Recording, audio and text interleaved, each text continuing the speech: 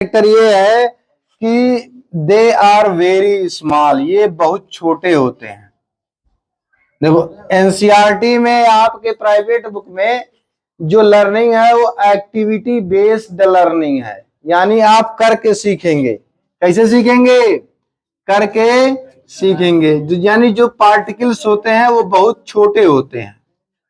अच्छा, अब इसका एग्जांपल ले लो।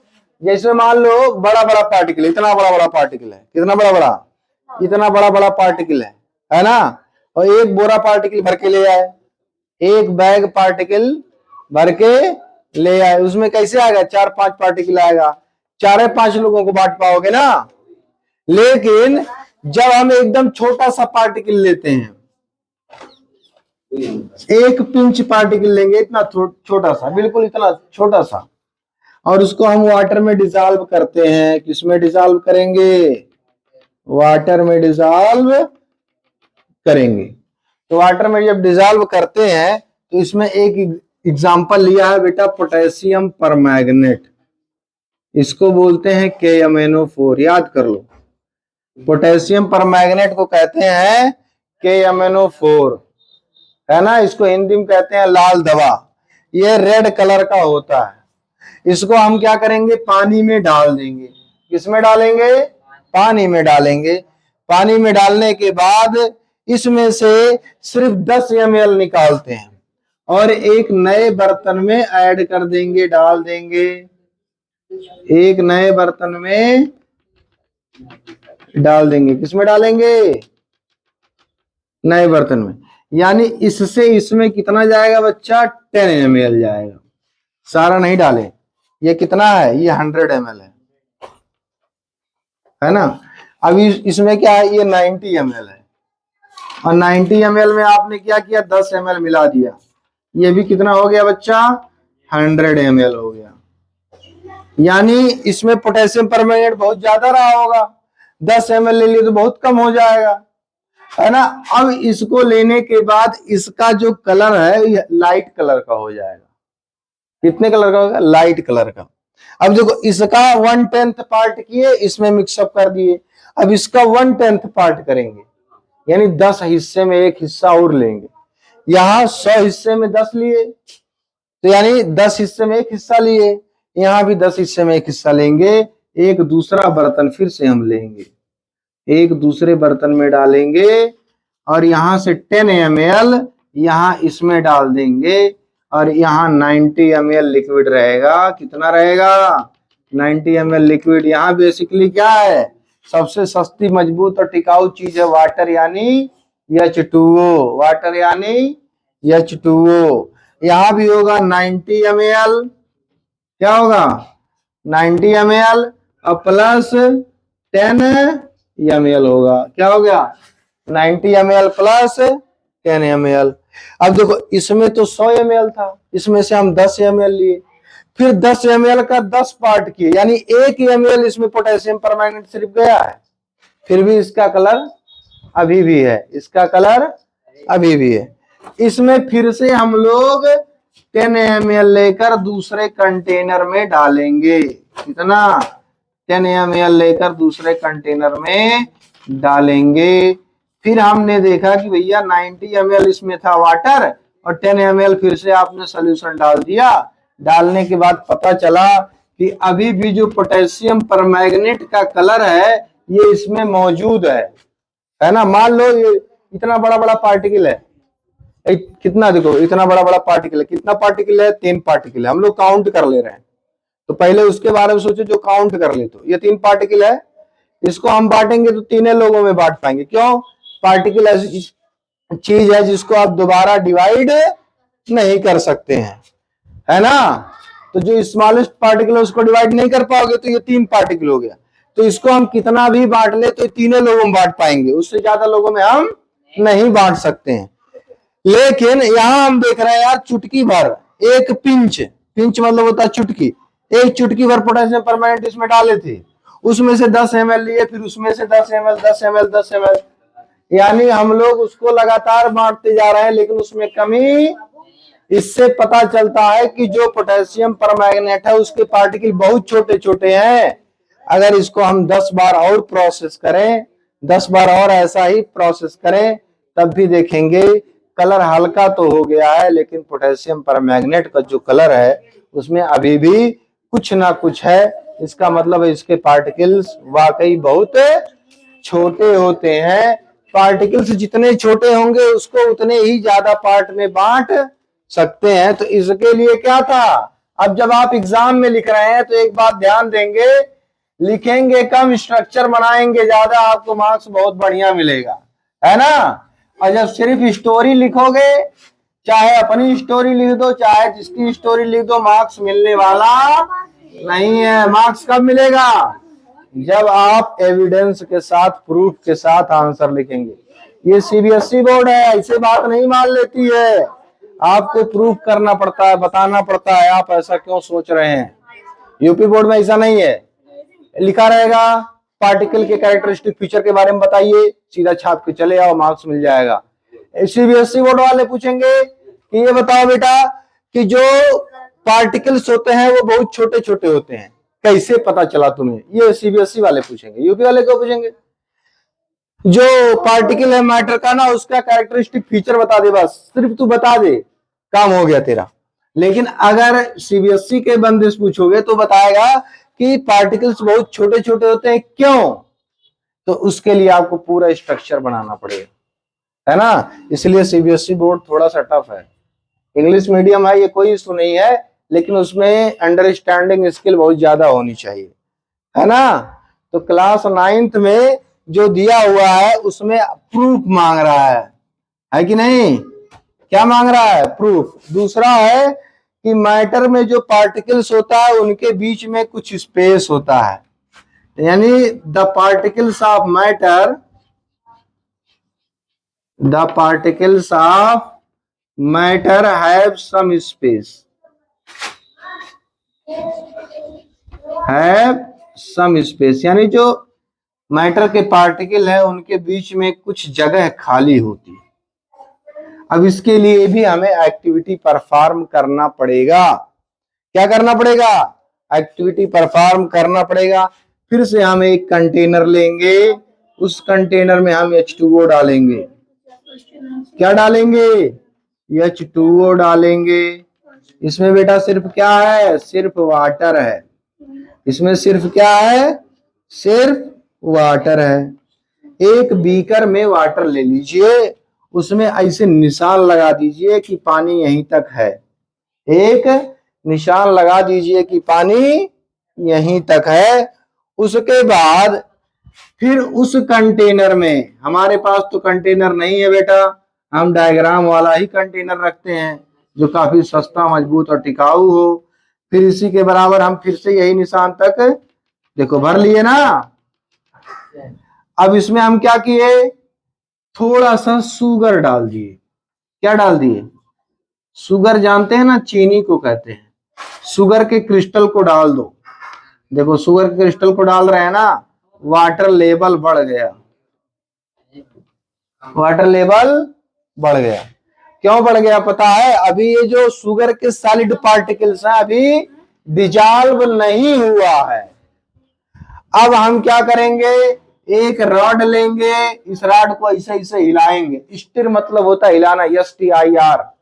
इसको हिलाएंगे, हिलाने के बाद क्या पता चलता है कि जो कंटेनर है, कंटेनर में जितना निशान लगाया था उतना ही वाटर फिर से आ गया, उतना ही वाटर फिर से आ गया। इसका मतलब है कि इसके पार्टिकल्स के बीच में जो शुगर के पार्टिकल्स हैं वो मिक्सअप हो गए हैं। और जब मिक्सअप हो जाएंगे और वॉल्यूम हमारा चेंज नहीं होगा, उससे पता चल जाता है कि वाटर के जो पार्टिकल्स हैं उनके बीच में कुछ जगह खाली था, और जो जगह खाली था उसी जगह में ये जो मटेरियल है वो भर गया है। अगर जगह खाली नहीं होता, उसमें हम कुछ सामान डालते, तो इसका जो वाटर लेवल है, ये जो निशान हमने पहले से लगाया था, इससे थोड़ा सा ऊपर उठता, लेकिन ऊपर बिल्कुल नहीं उठा। इसका मतलब है जो शुगर के पार्टिकल हैं वो वाटर के पार्टिकल के बीच में इंटरमिक्स हो गए हैं। क्या हो गए हैं, इंटरमिक्स हो गए हैं। इससे पता चलता है कि जो मैटर के पार्टिकल होते हैं उनके बीच में कुछ जगह होता है ना। इसके बाद हम लोग अगला कैरेक्टरिस्टिक फीचर देखेंगे जो बहुत ही इंपॉर्टेंट है, और वो है कि जो पार्टिकल्स होते हैं वो कॉन्स्टेंटली मूव करते हैं। कॉन्स्टेंटली मतलब होता है लगातार, है ना, यानी the particles are moving constantly. The particles are moving constantly. Moving constantly, constantly मतलब हो गया यहाँ कंटिन्यूअसली। कॉन्स्टेंटली का मतलब वो क्या हो गया, कंटिन्यूअसली। इस बहुत सा सिंपल सा एक्टिविटी है, इंपॉर्टेंट बहुत है। इस तरह के मूवमेंट को कहते हैं जिगजैग मोशन कहते हैं। क्या कहते हैं, जिगजैग मोशन कहते हैं। और इसके लिए एक स्पेशल वर्ड है, एक साइंटिस्ट है जिनका नाम है ब्राउन, रॉबर्ट ब्राउन के नाम से इसका दूसरा नाम है ब्राउनियन मूवमेंट। क्या है, ब्राउनियन मूवमेंट है। तो इसमें ब्राउनियन मूवमेंट होता है। इस प्रैक्टिकल को परफॉर्म करना बहुत आसान है, बहुत ध्यान से देखना पड़ता है। सबसे पहली बात है, जब शाम हो जाए थोड़ा सा, तब आप एक काम कीजिए, एक बीकर लीजिए, उस बीकर में आप वाटर डाल दीजिए। वाटर डालने के बाद थोड़ा सा कोई भी कलर डाल दीजिए। जब कलर आप थोड़ा सा डालेंगे और टॉर्च जलाएंगे तो आप देखेंगे इसके पार्टिकल्स ऐसे ऐसे ऐसे मूव कर रहे हैं। इसके पार्टिकल ऐसे ऐसे मूव कर रहे हैं, ऐसे टेढ़ा मेढ़ा, कोई इसका जगह नहीं है कल कहाँ चला जाए अभी कहाँ है। इसको हम लोग क्या कहते हैं, जिगजैग मोशन कहते हैं। क्या कहते हैं, जिगजैग मोशन। यानी पार्टिकल्स जो है एक दूसरे के साथ हमेशा मूव करते रहते हैं। इसको हम लोग थोड़ा सा कलर डाल के चेक कर लेते हैं। इसके और भी एग्जाम्पल बहुत सारे हैं, जैसे किसी भी कमरे में एक किनारे में परफ्यूम को थोड़ा सा स्प्रे किया जाए तो पूरे कमरे में उसकी स्मेल यानी खुशबू फैल जाती है। इसका मतलब इससे पता चलता है कि जो वायु के यानी एटमॉस्फेयर के जो पार्टिकल्स हैं, एयर के पार्टिकल्स हैं, वो लगातार मूव कर रहे हैं।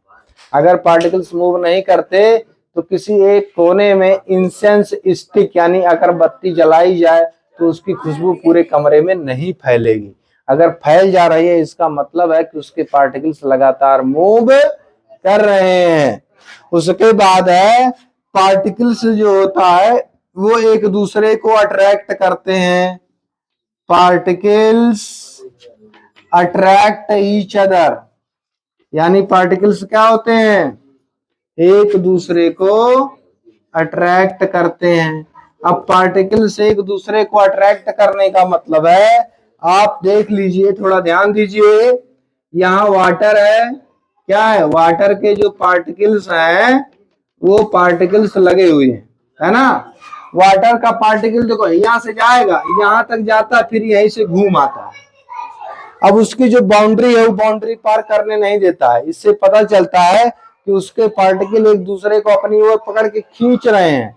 अगर नहीं खींचते तो ये मॉलिक्यूल ऐसे चलता और चलते चलते वाटर से बाहर निकल जाता और पूरा इवापोरेट हो जाता, और जिस गिलास में आपको पानी मिला हुआ है पीने के लिए, पलक झपकते सारा पानी गायब हो जाता। पर ऐसा हो रहा है, नहीं हो रहा है। इसका मतलब इसके पार्टिकल्स एक दूसरे को अपनी ओर अट्रैक्ट करते हैं, खींचते हैं। दूसरा एग्जाम्पल है कि जो पार्टिकल्स होते हैं, अगर आप सॉलिड स्टेट के पार्टिकल्स ले लें तो उसके पार्टिकल्स एक दूसरे से बहुत ज्यादा सटे होते हैं, और ये एक दूसरे को इतना तेज अट्रैक्ट करते हैं कि अगर हम यहाँ से धक्का देंगे तो एक पार्टिकल नहीं हिलेगा, इसके जितने पार्टिकल हैं सब एक साथ हिलेंगे। यानी दो पार्टिकल्स के बीच में जितना अट्रैक्शन फोर्स लग रहा है, जब उससे ज्यादा फोर्स हम इस पे लगा देंगे तो ये टूट जाएगा। अगर उससे हम कम फोर्स लगाएंगे तो ये नहीं टूटेगा। इसका मतलब पार्टिकल्स एक दूसरे को क्या करते हैं, अट्रैक्ट करते हैं। तो ये 4 पॉइंट आपको पढ़ना था। ये चारों पॉइंट्स बहुत ही इंपॉर्टेंट है, एक बार रिवाइज कर देते हैं। They are very small. इसको परफॉर्म करने के लिए लेबोरेटरी में आपको पोटेशियम परमैंगनेट की जरूरत पड़ती है। उसको लगातार आप डाइल्यूट करेंगे, यानी लगातार पानी मिलाते जाएंगे मिलाते जाएंगे मिलाते जाएंगे, पर कभी ऐसा नहीं होगा कि पानी का जो पहले कलर था वही आ जाए। उसमें हमेशा पोटेशियम परमैंगनेट का कलर दिखाई देता है। इससे पता चलता है कि ये बहुत छोटे होते हैं। दूसरा है जो पार्टिकल है उनके बीच में कुछ स्पेस खाली होता है। इसका एक एग्जांपल है कि पानी है, पानी में अगर कोई भी चीज मिलाओगे तो उसका वॉल्यूम बढ़ जाएगा, लेकिन जब पानी में हम लोग शुगर या साल्ट मिला देते हैं वाटर में तो उसके वॉल्यूम में कोई चेंज नहीं होता है। इसका मतलब है कि उसके बीच में कुछ जगह खाली था और जो जगह खाली थी उसी जगह के बीच में जो साल्ट है, साल्ट के मॉलिक्यूल वाटर के मॉलिक्यूल के लिए इंटरमिक्स हो गए। और जब इंटरमिक्स हो जाएंगे तो वॉल्यूम नहीं बढ़ेगा। अगर इंटरमिक्स हो गए लेकिन वॉल्यूम बढ़ गया, इसका मतलब उनके बीच में जगह नहीं थी। अगर जगह है तो तब तक वॉल्यूम नहीं बढ़ेगा जब तक उस जगह खाली पूरा भर नहीं जाता है। अगर खाली रहेगा, एम्प्टी जगह रहेगी, तो उसमें साल्ट या शुगर के मॉलिक्यूल उसके पार्टिकल्स के बीचों बीच में सेट हो जाते हैं। और जब सेट हो जाएंगे तो वॉल्यूम नहीं बढ़ेगा। जैसे एक कमरा ले लो, कमरे में जगह खाली है तो बच्चों को ठूसते चले जाओ, बैठते चले जाएंगे, एक टाइम आएगा पूरा कमरा भर जाएगा, उसमें अब और बच्चे आप नहीं डाल सकते तो आपको दूसरा कमरा बनवाना पड़ेगा। इसका मतलब अब जगह खाली नहीं है। तो ऐसे इसमें है कि अगर वॉल्यूम बढ़ रहा है इसका मतलब जगह भर चुका है, अगर नहीं बढ़ रहा है इसका मतलब अभी भी जगह खाली है। उसके बाद तीसरा पॉइंट है जो पार्टिकल्स होते हैं वो लगातार मूव करते हैं। इसको हम लोग जिगजैग मोशन या ब्राउनियन मूवमेंट भी कहते हैं। इसके साइंटिस्ट है रॉबर्ट ब्राउन, उन्होंने डिस्कवरी की थी। तो ये बहुत सिंपल एग्जांपल है। एक कोई वाटर ले लीजिए, उसमें कोई भी कलर थोड़ा सा ऊपर एकदम टॉप पे थोड़ा सा मिक्स करिए और टॉर्च बार के अंधेरे में, टॉर्च जला के अंधेरे में देखेंगे तो उसके पार्टिकल से एकदम क्लियरली मूव करते हुए चलते हुए दिखाई देंगे। इसका मतलब होता है कि जो पार्टिकल्स है वो लगातार मूव कर रहे हैं। और कैसा मूव कर रहे हैं? जिगजैग मोशन में, टेढ़ा मेढ़ा, उल्टा पलटा, दाहिने बाएं, ऊपर नीचे। उसके बाद है जो पार्टिकल्स होते हैं वो एक दूसरे को अट्रैक्ट करते हैं। इसका सबसे बढ़िया एग्जांपल है सॉलिड। कोई भी सॉलिड लो, देखो ये चाक है, चाक को मैं फोर्स लगा रहा हूं, देखो चाक मूव कर रहा है, ऐसे मूव करता चला जाएगा। लेकिन इस चाक पर हम जरूरत से ज्यादा फोर्स लगा देंगे तो ये छोटे छोटे पार्टिकल्स में टूट जाएगा। यानी जो पार्टिकल्स हैं इसके एक दूसरे को बहुत मजबूती से पकड़े हुए हैं, तभी ये मजबूत बना हुआ है, तभी ये रिगिड है।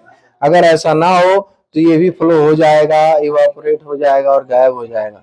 तो इस तरह से ये हमारा लेक्चर नंबर 2 केमिस्ट्री वाला खत्म हो जाता है। इसके बाद अगला टॉपिक हम लोग पढ़ेंगे। तब तक हमारे चैनल से आप लोग जुड़े